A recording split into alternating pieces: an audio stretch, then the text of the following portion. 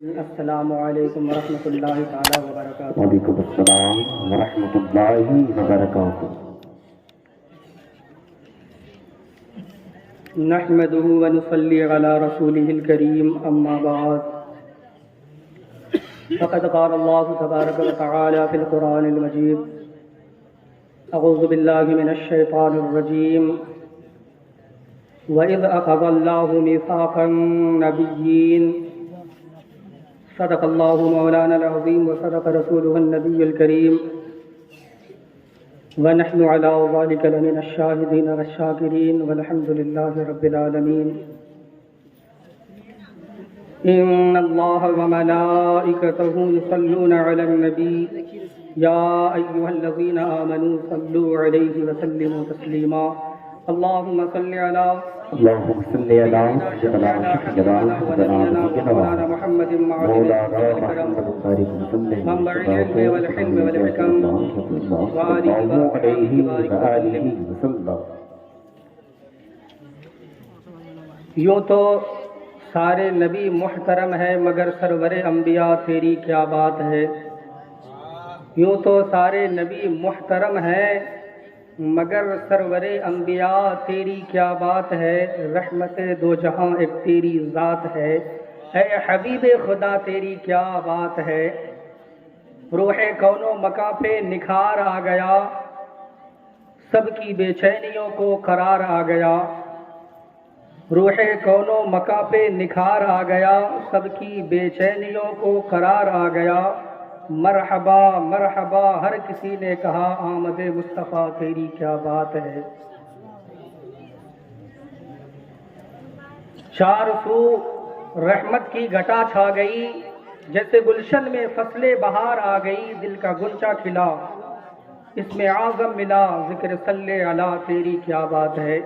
حضرت آمنہ کے دلارے نبی، غم زدہ امتوں کے سہارے نبی، روز محشر کہے گی یہ خلق خدا، سب کے مشکل کشا تیری کیا بات ہے۔ عزیزان محترم، یقیناً نعت نبی سے بڑا لطف ملتا ہے، مگر ہمیں یاد رکھ لینا چاہیے نعت نبی سے عقیدت کی اصلاح ضرور ہوتی ہے، مگر تقریر سے عقیدے کی اصلاح ہوتی ہے۔ نعت نبی سن کر محبت میں اضافہ یقیناً ہوتی ہے، مگر تقریر سے ایمانی قوت میں جذبہ بیدار ہوتا ہے اور استحکام پیدا ہوتا ہے۔ ہم اپنا سارا وقت کسی نہ کسی مصروفیت میں صرف کر دیتے ہیں، لیکن یاد رکھیں ہمارا سب سے قیمتی اور بہتر وقت وہی ہے جو اللہ اور اس کے رسول کی یاد میں گزر جائے، کیونکہ ذکر الہی زندگی ہے اور ذکر الہی سے غافل رہنا موت ہے۔ مثل الذی یذکر ربہ والذی لا یذکر مثل الحی والمیت۔ اس کی مثال مردہ اور زندہ کی طرح ہے، جو اپنے رب کا ذکر کرتا ہے اور جو اپنے رب کا ذکر نہیں کرتا ہے۔ یقیناً ہم اور آپ آج اس جشن میں شرکت فرما ہے جو کہ ہمارے آقا جناب محمد رسول اللہ صلی اللہ تعالیٰ علیہ وآلہ وسلم کے میلاد شریف کی محفل ہے۔ اللہ تبارک و تعالیٰ کا لاکھ لاکھ شکر و احسان ہے کہ اس نے ہمیں اور آپ کو ایسی مبارک اور مقدس محفل میں شرکت ہونے کی سعادت بخشی، اور اللہ تعالیٰ جسے جسے چاہتا ہے اپنے محبوب صلی اللہ علیہ وسلم کا ذکر سننے کی توفیق فرماتا ہے، سعادت فرماتا ہے۔ یہ محفل مقدس حضور نبی صلی اللہ علیہ وآلہ وسلم کے میلاد کی محفل ہے۔ یہ محفلیں، یہ رونقیں کوئی نئی ایجاد نہیں ہیں، بلکہ یہ روز ازل سے قائم ہوتی رہی۔ توحید کے جلسے بھی منعقد ہوئے اور رسالت کی عظمتوں کے چرچے بھی ہوتے رہے۔ اللہ تبارک و تعالی نے عالم ارواح میں جملہ انسانوں کی روحوں کا ایک اجلاس منعقد فرمایا اور ان سے اپنے ربوبیت کا عہد لیا، جیسا کہ قرآن کریم میں ہے وَإِذْ أَخَذَ رَبُّكَ مِنْ بَنِي آدَمَ مِنْ ظُهُورِهِمْ ذُرِّيَّتَهُمْ وَأَشْهَدَهُمْ، سورۃ الاعراف کی آیت نمبر 172۔ اور یاد کرو اے محبوب صلی اللہ علیہ وسلم، جب تمہارے رب نے اولاد آدم کی پشتوں سے ان کی نسل کو نکالا اور انہیں خود ان جانوں پر گواہ بنایا، اللہ تعالیٰ نے تمام نسل انسانی کی روحوں کو جمع فرما کر ارشاد فرمایا کہ جب میں تمہیں اچھی صورت دے کر دنیا میں بھیجوں اور میں تمہیں اپنے انعام و اکرام سے نواز دوں تو بتاؤ میری نعمتوں کو پا کر مجھے اپنا رب تسلیم کرو گے؟ الست بربکم، کیا میں تمہارا رب نہیں ہوں؟ تو نسل انسانی کی سب ارواح نے عرض کی قالوا بلا شہدنا، سب نے کہا ہاں ہم گواہ ہوئے۔ سب ارواح نے اللہ رب العزت کو اپنا خالق و مالک اور پروردگار تسلیم کیا۔ اس کے بعد اجلاس ختم ہو گیا، پھر ایک جلسہ ہوا۔ کہاں یاد ہے نا؟ پھر ایک جلسہ ہوا، میلاد مصطفیٰ کانفرنس۔ پہلے اللہ تبارک و تعالیٰ نے اپنی ربوبیت اور توحید کا اقرار کروانے کے لیے جملہ انسانوں کی روحوں کو جمع فرمایا اور ارشاد فرمایا الست بربکم، سب نے عرض کی بلا۔ اس کے بعد جلسہ اختتام پذیر ہو گیا۔ مگر جب باری آئی محبوب مکرم رسول معظم صلی اللہ علیہ وآلہ وسلم کے ذکر کے اجلاس کی تو حکم ہوا توحید کے جلسے میں تو سب نیک و بد، مسلم غیر مسلم، یہودی نصرانی وغیرہ سب کی ارواح کو آنے کی اجازت تھی۔ اب یہ جلسہ میرے محبوب اکرم صلی اللہ علیہ وآلہ وسلم کے ذکر کے لیے منعقد ہو رہا ہے۔ اس میں صرف انبیاء و مرسلین علیہم السلام کی ارواح کو ہی آنے کی اجازت ہوگی۔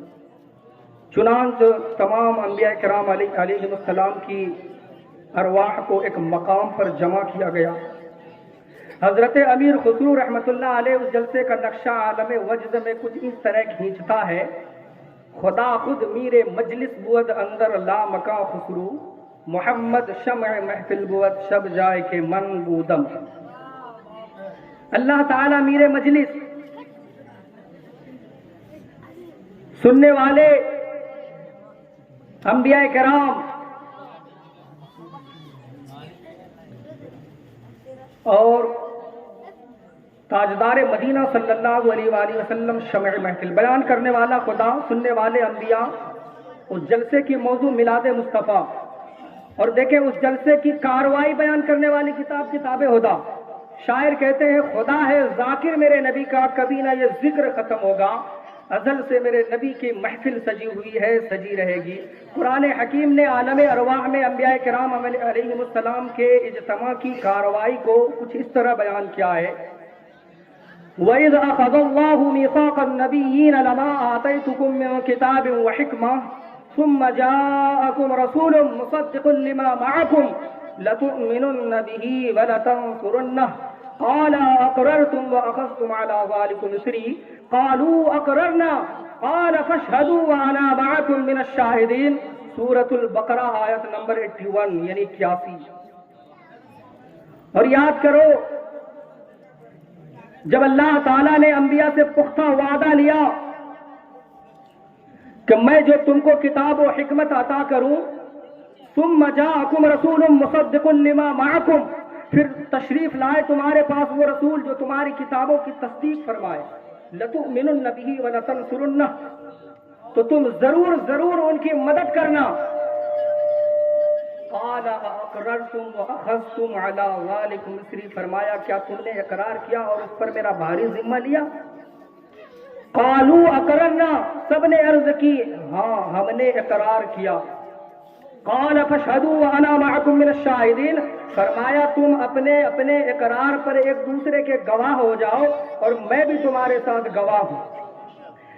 یعنی اللہ تبارک و تعالیٰ نے اس آیت مقدسہ میں اپنے محبوب صلی اللہ علیہ وسلم کو اس اجتماع عظیم کی یاد دلائی کہ محبوب صلی اللہ علیہ وسلم یاد کرو اس نبیوں کے اجتماع کو کہ جب اللہ تعالیٰ نے تمام انبیاء کرام علیہم السلام کو عالم ارواح میں جمع فرما کر ارشاد فرمایا کہ اے جماعت انبیاء، جب میں تمہیں اعجاز نبوت سے سرفراز کروں، تمہارے سر پر تاج نبوت چمک رہا ہو اور تمہارے ماننے والے تمہارے کلمہ پڑھ رہے ہوں، تمہیں کتاب و حکمت عطا کروں اور تمہیں عزت و شان حاصل ہو، اور اس حال میں میرے محبوب صلی اللہ علیہ وسلم کی آمد ہو جائے، وہ شان والا رسول جلوہ گر ہو جائے، تو تم نبی ہونے کے باوجود بھی ان کا کلمہ پڑھ لینا۔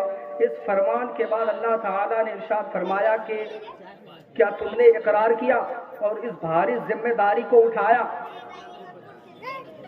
کیا تمہیں میرا یہ حکم قبول ہے؟ تو سب نبیوں نے عرض کیا مولا کریم، جب وہ تیرا پیارا رسول ہم میں جلوہ گر ہوگا تو ہم ان کا کلمہ پڑھ لیں گے اور ان کی مدد کریں گے۔ جب سب نبیوں نے اقرار کیا تو اس کو مزید پختہ کرنے کے لیے فرمایا کہ تم اپنے اپنے اقرار پر ایک دوسرے کے لیے گواہ ہو جاؤ، یعنی اے شیث تم آدم کے گواہ ہو جاؤ، اے یعقوب تم یوسف کے گواہ ہو جاؤ، اور اے سلیمان تم داؤد کے گواہ ہو جاؤ، اے موسیٰ تم عیسیٰ کے گواہ ہو جاؤ، سب ایک دوسرے کے گواہ ہو جاؤ اور میں تمہارے ساتھ گواہ ہوں۔ عزیزان گرامی، اللہ تبارک و تعالیٰ کو معلوم تھا کہ میرا محبوب صلی اللہ علیہ وسلم خاتم النبیین ہے، یہ سب نبیوں کے بعد میں جلوہ گر ہوگا۔ پھر اللہ تعالیٰ نے یہ کیوں فرمایا کہ جب میرا محبوب آ جائے تو ان کا کلمہ پڑھ کر اس کو اپنا مقتدا اور پیشوا تسلیم کر لینا؟ تو سامعین محترم، اللہ تبارک و تعالیٰ نے یہ وعدہ انبیاء سے اس لیے لیا کہ حضور اکرم رحمت عالم صلی اللہ علیہ وسلم کی عظمت و سرداری کا اعلان ہو جائے، اور ہر دور میں ہر نبی اپنے اپنے دور نبوت میں حضور سید الانبیاء علیہ الصلوۃ والسلام کی مدح سرائی کرتا رہے۔ چنانچہ معراج کی رات اللہ تبارک و تعالیٰ نے تمام انبیاء کو مسجد اقصی میں جمع فرمایا۔ حضرت جبریل علیہ السلام نے اذان پڑھی اور جبریل علیہ السلام نے عرض کیا اشہد ان محمد رسول اللہ، محمد الرسول اللہ۔ اس کے جواب میں بھی نبیوں نے یہی کہا اشہد ان محمد رسول اللہ، اور آپ کے پیچھے نماز ادا کر کے مقتدی بن کے آپ کی امانت و سیادت کو تسلیم کر لیا۔ اس مقام پر سرکار اعلیٰ حضرت شاہ امام احمد رضا خان فاضل بریلوی رحمۃ اللہ علیہ فرماتے ہیں کہ اگر میں اس معراج والی رات وہاں ہوتا تو دست بستہ حضرات سے عرض کرتا، انبیاء سے کروں عرض کیوں مالکو، کیا نبی ہے تمہارا نبی؟ ملک کونین کے انبیاء تاجدار، تاجداروں کے آقا ہمارا نبی، خلق سے اولیاء، اولیاء سے رسول، اور رسولوں سے اعلیٰ ہمارا نبی، اور رسولوں سے اعلیٰ ہمارا نبی۔ بس اور تھوڑی دیر حضرات محترم، ہمارا رب العالمین اللہ رب العزت خالق و مالک نے عالم ارواح میں تمام انبیاء کرام علیہ السلام کو جمع فرما کر رسول اعظم صلی اللہ علیہ وسلم کا ذکر کیا، اور اس کے بعد ہر نبی نے اپنے اپنے دور نبوت میں حضور علیہ الصلوۃ والسلام کے چرچے کیے۔ حضرت ابراہیم، سیدنا ابراہیم علیہ نبینا علیہ الصلوۃ والسلام نے بیت اللہ شریف کی تعمیر کو مکمل کر کے اس کی دیواروں کے سامنے کھڑے ہو کر مالک الملک کے حضور عرض کیا ربنا وبعث فیہم رسولا منہم یتلو علیہم آیاتک ویعلمہم الکتاب والحکمہ ویزکیہم انک انت العزیز الحکیم۔ اے ہمارے پروردگار، ان میں سے برگزیدہ رسول تو انہی میں سے بھیج تاکہ انہیں تیری آیتیں پڑھ کر سنائے اور انہیں کتاب سکھائے اور انہیں پاک کر دے، بے شک تو ہی زبردست حکمت والا ہے۔ حضرت عیسیٰ علیہ السلام نے اپنے ماننے والوں کو جمع فرمایا اور انہیں ایک عظیم رسول ہمارے آقا و مولا سید الانبیاء صلی اللہ علیہ وآلہ وسلم کی آمد مبارک کی خوشخبری سنائی، جیسا کہ قرآن حکیم میں وَمُبَشِّرًا بِرَسُولٍ يَأْتِي مِن بَعْدِ اسْمُهُ احمد، اور میں خوشخبری سنانے والا ہوں ایک رسول کی جو میرے بعد آئیں گے جن کا نام احمد ہوگا۔ اب یاد رکھیں عزیزان گرامی، میلاد النبی صلی اللہ علیہ وآلہ وسلم کی محفل میں یہی تو ہوتا ہے، سرکار مصطفیٰ صلی اللہ علیہ وسلم کی آمد کا چرچا ہی تو ہوتا ہے۔ سب سے پہلے اللہ تبارک و تعالیٰ نے حضور سید عالم صلی اللہ علیہ وسلم کی آمد کا ذکر جو ہے انبیاء کے اجتماع میں کیا. اس کے بعد سیدنا ابراہیم علیہ السلام نے بیت اللہ شریف کو تعمیر کر کے عرض کی مولا میں نے تیرا گھر بنا دیا ہے، اسے آباد کرنے کے لیے تو اپنے محبوب صلی اللہ علیہ وسلم کو بھیجتے. اس کے بعد حضرت عیسیٰ علیہ السلام نے بھی یہی اعلان کیا کہ میرے بعد ایک شان والا رسول جلوہ گر ہونے والا ہے جن کا نامی اسم گرامی احمد ہوگا. اسی لیے شاعر نے کہا خدا ہے ذاکر میرے نبی کا، کبھی نہ یہ ذکر ختم ہوگا. ازل سے میرے نبی کی محفل سجی ہوئی ہے، سجی رہے گی. اب دیکھیں اللہ تعالیٰ نے فرمایا آئے گا. سیدنا ابراہیم علیہ السلام نے عرض کی مولا بھیج دے. عیسیٰ علیہ السلام نے اعلان فرمایا کہ آنے والا ہے، اور ان کے امتی اور ان کے چاہنے والے ان کی آمد پر کہتے ہیں وہ آ گئے. یاد رکھیں میلاد النبی صلی اللہ علیہ وآلہ وسلم کرنا مومن مسلمان کا حصہ ہے. ذکر مصطفیٰ صلی اللہ علیہ وآلہ وسلم کرنا مومن کا کام ہے. پیاسے کو پانی مل جائے تو وہ خوش ہو جاتا ہے، طالب کو مطلوب مل جائے تو وہ راضی ہو جاتا ہے، محب کو محبوب مل جائے تو وہ راضی ہو جاتا ہے، طالب کو مطلوب مل جائے تو سکون مل جاتا ہے، پروانہ شمع دیکھ کر قربان ہو جاتا ہے، اور بلبل پھول سونگھ کر مست ہو جاتی ہے. مومن ذکر رسول سن کر وجد میں آ جاتا ہے. وہ لوگ خدا شاہد قسمت کے سکندر ہے جو سرور دو عالم کا میلاد مناتے ہیں.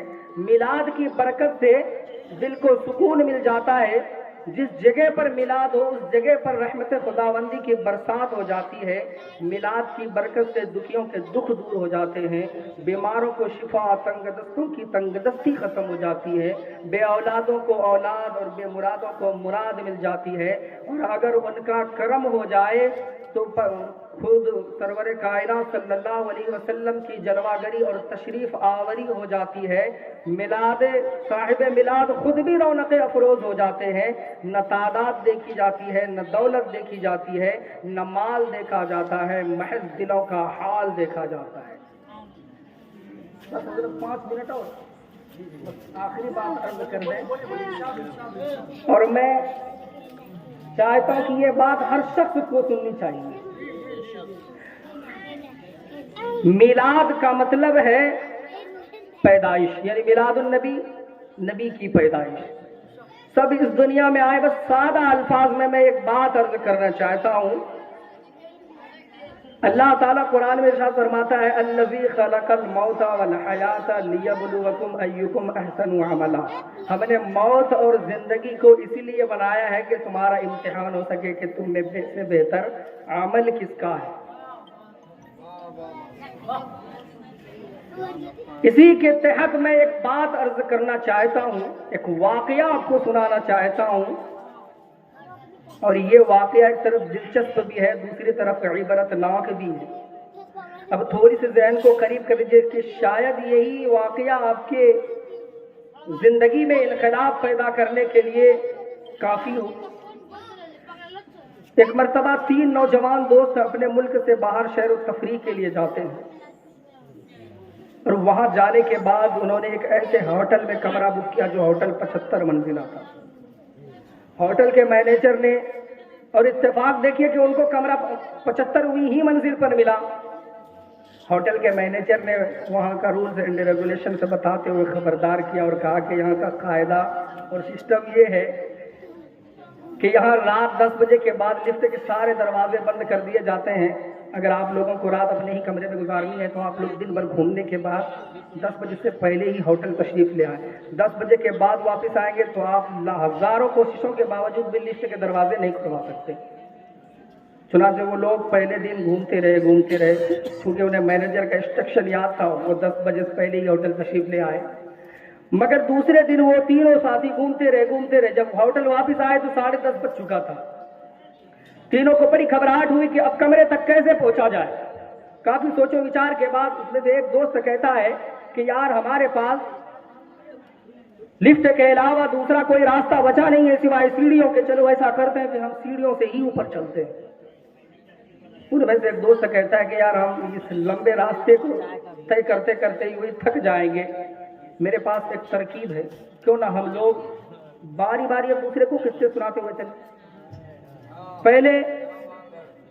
पहला दोस्त जो है दोनों को 25वीं मंजिल तक जो है किस्से सुनाएंगे, और फिर दूसरा साथी जो है 25 से 50वीं मंजिल तक किस्से सुनाएंगे, और फिर तीसरा 50 से 75वीं मंजिल तक किस्से सुनाते हुए चले। इस तरह से हमारा ये लंबा रास्ता भी कट जाएगा और हमें थकन के एहसास भी नहीं होगा। चुनाच इस मशवरे पर तीनों मुत्तफिक हो गए, राजी हो गए।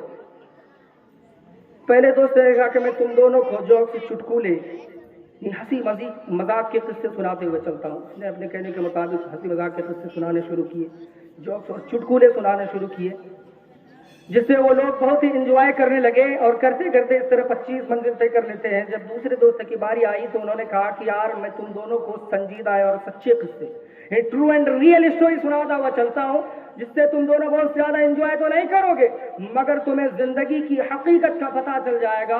चुनांचे उसने भी अपने कहने के मुताबिक सच्चे किस्से यानी संजीदे किस्से सुनाने शुरू किए, और इस तरह वो लोग 50 मंजिल तय कर लेते हैं। जब तीसरे दोस्त की बारी आई तो उसने कहा कि मैं तुम दोनों को दुख भरी कहानी यानी सैड स्टोरी सुनाता हुआ चलता हूँ, गमनाक किस्सा सुनाता हुआ चलता हूँ। उसने भी अपने कहने के मुताबिक दुख भरी कहानी सुनानी शुरू की, और आगे का सफर तय करता गया। जब 75वीं मंजिल पर पहुंचते हैं तो तीसरा दोस्त कहता है कि यार लेकिन काफी ये तीनों थक चुके थे, काफी थक चुके थे।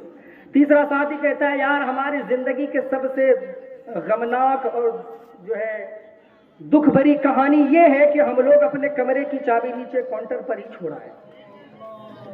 इतना सुनना था कि उनमें से कुछ साथी बेहोश हो जाते हैं, लेकिन रुकिए अभी मेरा किस्सा खत्म नहीं हुआ, किस्सा अभी बाकी है। ये किस्सा कोई हकीकी किस्सा नहीं है, ये हमारी जिंदगी की मिसाल है। कैसे? वो ऐसे कि हम लोग जिंदगी के शुरू के 25 साल खेल कूद हंसी मजाक में गुजार देते हैं, और जिंदगी के दूसरे 25 साल शादी ब्याह रोजी रोटी कमाने और बाल बच्चों की परवरिश जैसे संजीदा चीजों में फंस कर गुजार देते हैं। और जब हमारी उम्र 50 साल हो जाती है, जब हम 50 साल के हो जाते हैं, तब वहां से फिर हमारी दुख भरी कहानी शुरू होती है। हॉस्पिटल से चक्कर लगाते हुए हमारे दिन कटते हैं, बेशुमार मसाइब व आलाम के पहाड़ टूट पड़ते हैं, तरह तरह की बीमारियों में हम मुब्तला हो जाते हैं। और फिर जब हम मौत के करीब पहुंचते हैं तो फिर हमें याद आता है कि हम तो चाबी लाना भूल गए, उस जन्नत की चाबी जिसे हम अपनी मंजिल समझते हुए जिंदगी गुजार रहे थे। याद रखो, मौत जिंदगी की ऐसी रिटायरमेंट है जिसमें उम्र की कोई कैद नहीं है। कब और कहां और किसे आ जाए ये किसी को नहीं मालूम। दुनिया की जिंदगी एक सफर है जो हमें आखिरत की तरफ लिए चल रही है, और अक्लमंद मुसाफिर अपना काम पूरा करने के बाद घर वापसी का इरादा करता है। अक्लमंद मुसाफिर परदेश में दिल नहीं लगाते, वो शहर की रंगीनियों में और भूल भुलैयों में खोते नहीं। अगर हम अक्लमंद है तो हमारी सबसे बड़ी अक्लमंदी ये है कि हमारा हर काम, हमारी हर बात, हमारी लाइफ स्टाइल अल्लाह के हुक्म के मुताबिक और रसूलुल्लाह सल्लल्लाहु अलैहि वसल्लम के सुन्नत के मुआफिक हो, ताकि अल्लाह ताला हमसे राजी हो जाए। और याद रखें, अल्लाह की रजा वो चाबी है जिससे हम अपनी जिंदगी, जिससे हम अपने जन्नत के दरवाजे खोल सकेंगे। तो यकीन तो मेरे अजीज साथियों, नमाज पढ़िए उससे पहले कि आपकी नमाज पढ़ी जाए। यकीनन नमाज जन्नत की चाबी है। अस्सलातु मिफ्ताहुल जन्नह, जन्नत की कुंजी नमाज है। बस मैं इसी जुमले पर अपनी गुफ्तगू को इख्तिताम करता हूँ। काफ़ी हजरात की फहरिस्त लंबी है। वमा अलैना इल्लल बलाग वस्सलातु वस्सलामु अलैका या रसूलुल्लाह सल्लल्लाहु अलैहि वसल्लम। खताएं तमाम माफ़ फरमाएं और हम तमाम सामाईन को उस पर अमल करने की तौफीक फरमाएं।